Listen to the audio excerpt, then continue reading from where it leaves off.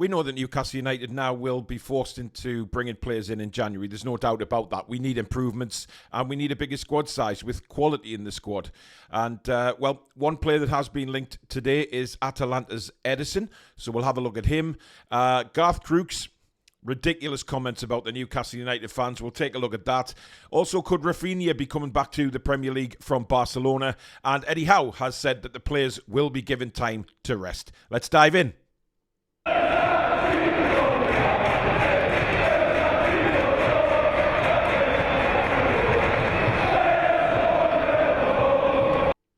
Hi everybody, I'm Paul. Welcome back to the Toon Review YouTube channel for the daily news. Thank you so much for watching the video. Before we get cracking, if you do enjoy the video today, please do give it the thumbs up. Very important that we keep those likes coming in on the channel so that fans like yourselves can find it and hopefully subscribe in the future. And of course, if you are new, please do hit the subscribe button. Come and be part of this fantastic community that we have here on the Toon Review, and also hit that notification bell, which will of course let you know when we go live or we upload any future videos. Right, first headline there, as you can see, Toon looking at Edison. Now, Edison is currently at Atalanta in Italy, and they only signed him last season. It's a bit of a surprise one, this, but I don't think there's much to it. There is a few reports about it that we are looking at him, but how seriously, I don't really think it's as serious as other players that we've been looking at. The reason for that is Atalanta could be asking for up to 40 million euros for him. Now, I believe that he came in a player exchange last year with Atalanta only forking out 15 million euros. So there's a massive profit for them in this. But it seems to be that Newcastle United aren't too interested in matching that price. Now, we know that, you know, Newcastle United come along. There's a lot of clubs will bulk the price up because there's a Newcastle United tax on thing. Right, let's go for it here. They've got plenty of money and they probably wouldn't mind spending it. However, we know our owners aren't like that. They will get deals done what they think the player's worth. Now, personally, I don't think Edison is anywhere near worth 40 million euros. And Newcastle United, of course, are looking for that kind of replacement for Tonali for the rest of the season. So we may look at it as a loan deal, but Atalanta probably won't let him go on loan. I think that's a bit of a stretch for us. Atalanta would want money for him, and by the sounds of it, quite a substantial amount of money. The fact he's only been at Atalanta for a year would signal to me that you know, they are bulking the price up a little bit for him, sort of wanting 40-odd million euros for him. So for me, I don't think this has got any headway at all at being a January signing, unless it's a loan deal and we look at Edison at a later time in you know, next summer or after that. I'm not sure. Because I think there's better players we can go for than Edison. I know he's doing really well at Atalanta and he's catching a lot of people's eyes. But I really do think we can do a bit better, certainly for that kind of money that Atalanta are asking for. But let me know, is Edison somebody you'd be interested in at Newcastle United? Now, Garth Crooks, as always, for me, you know, when he's been on Football Focus and things like that with the BBC, he talks complete nonsense, in my opinion. Some of the statements he comes out, some of his own opinions are rank bad. They really are. And of course, he's had to have his say about the situation with Kieran Trippier and the Newcastle fan on Saturday night, but he's got it badly wrong. In fact, it looks quite embarrassing, this, for the BBC, the way that Garth Crooks has come out, and the fact that the BBC still haven't taken it down from their website and things like that would explain that, you know, this agenda against Newcastle United, whatever negative news comes in about Newcastle, you know, the media just dive on us immediately. And that's exactly what's happened here with Garth Crooks.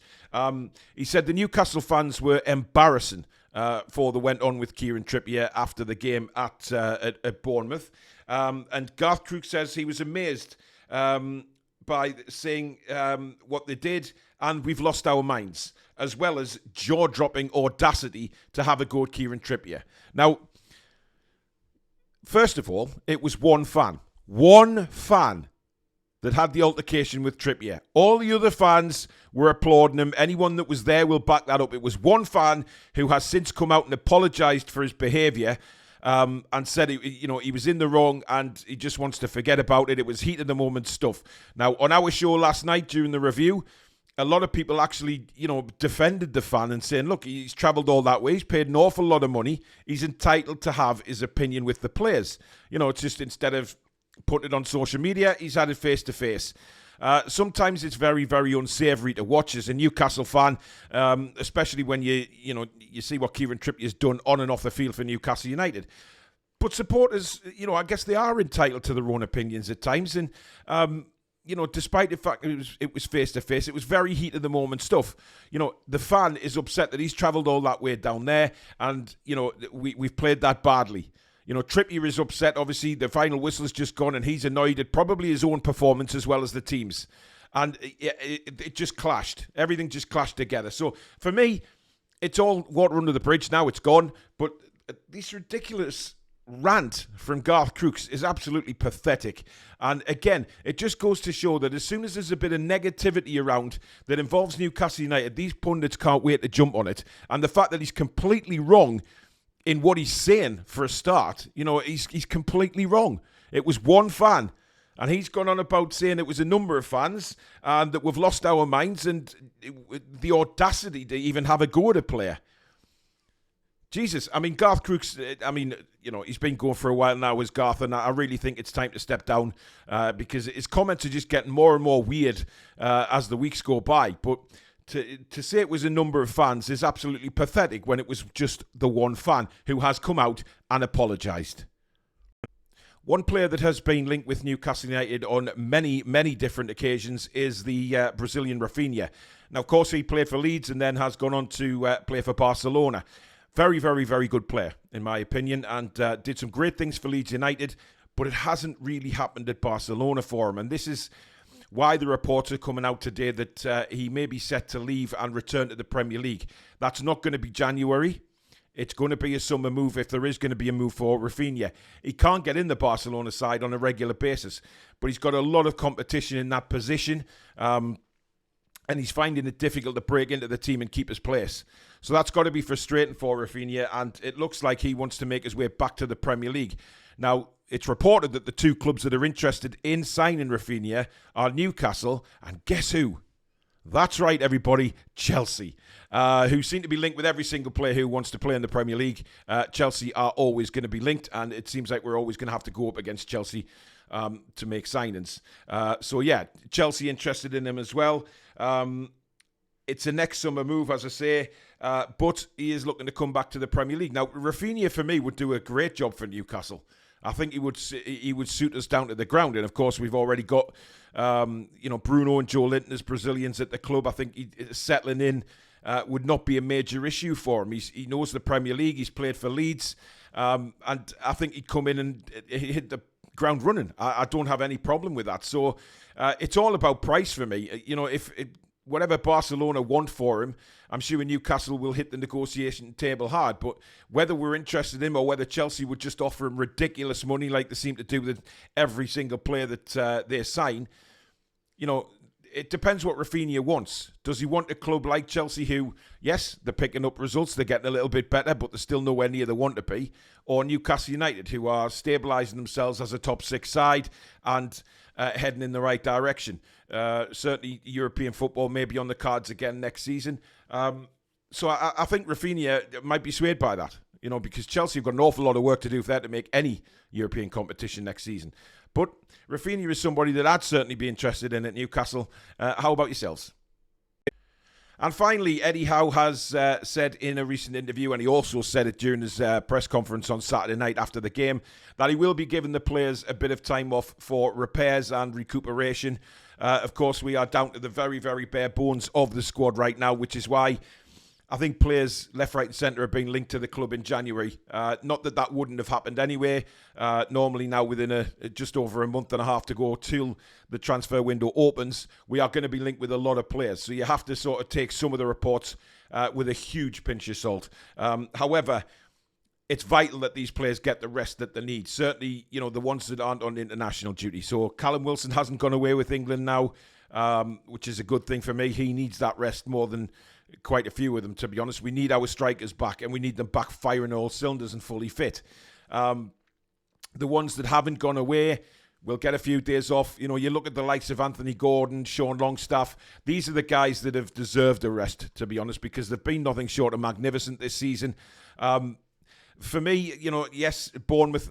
Listen, we have to write Bournemouth off. Just stop talking about Bournemouth because it's gone now. It was a very bad display, but we know there was lots and lots of reasons for that performance on Saturday. Some people have completely overreacted to it. As usual, when Newcastle lose, all hell breaks loose with some of the fan base, and I think it's a bit ridiculous. However, the more sensible supporters out there, I guess, know what happened on Saturday and know why it happened on Saturday. And I guess, this is a big time for us to rest up. But what he did say was, when they have had the rest, they will return to work and will concentrate on the next game, which is, of course, against Chelsea. We've got a couple of games against Chelsea coming up, of course, in the league and the Carabao Cup. It's going to be very, very important that we get some of these players back.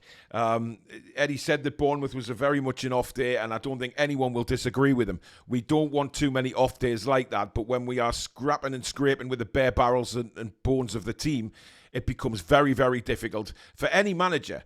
And Eddie made mistakes on Saturday for me, and we discussed that in the review show last night. I'm not going to go into it again.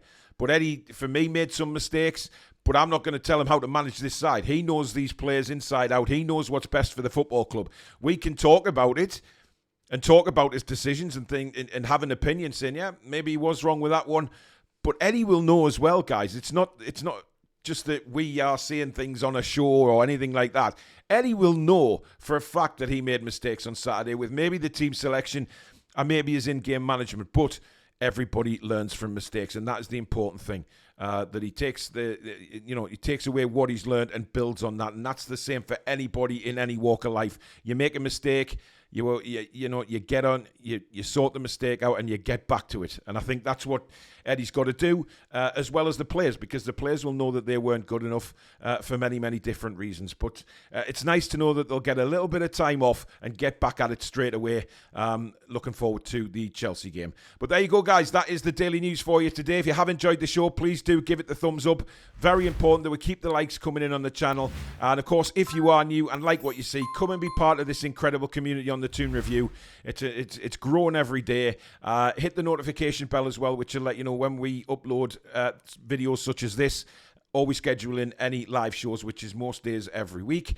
And of course, if you're watching this on the Monday, catch us tonight. We've got a very, very special show tonight, talking about mental health and football in general, and how football can be that release that you need when you are struggling with mental health. So that'll be at 7 o'clock tonight if you're watching this on Monday. But thank you very much for watching, guys. Enjoy the rest of your day. Take care.